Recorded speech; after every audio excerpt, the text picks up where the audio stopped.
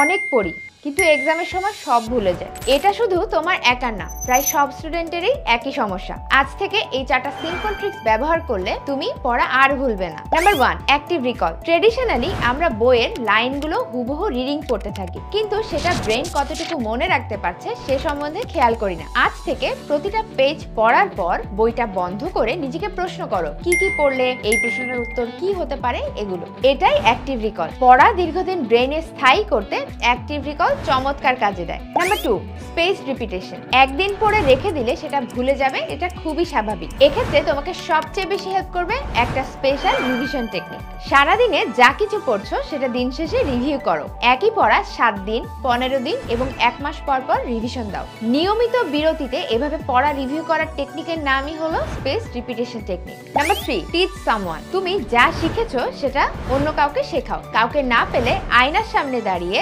টপিকটা বুঝিয়ে বলতে পারো কিনা দেখো। মনে রাখবে, কাউকে শেখানো মানে ডাবল শিখে ফেলা। And number 4, practice. তোমার বইয়ের পড়াগুলো তুমি যদি প্রশ্ন আকারে প্র্যাকটিস করো তাহলে পড়া মনে রাখা অনেক সহজ হবে। একই সাথে প্র্যাকটিসের সময় যা কিছু ভুল করছো সেগুলো মনে রাখলে মেইন এক্সামে ভুল করার টেন্ডেন্সি অনেক কমে যায়। এই টেকনিকগুলো কে কে ইউজ করছো সেটা আমাকে কমেন্টে জানাও। ভিডিওটা ভালো লাগলে এখনই শেয়ার করে দাও তোমার ফ্রেন্ডদের সাথে।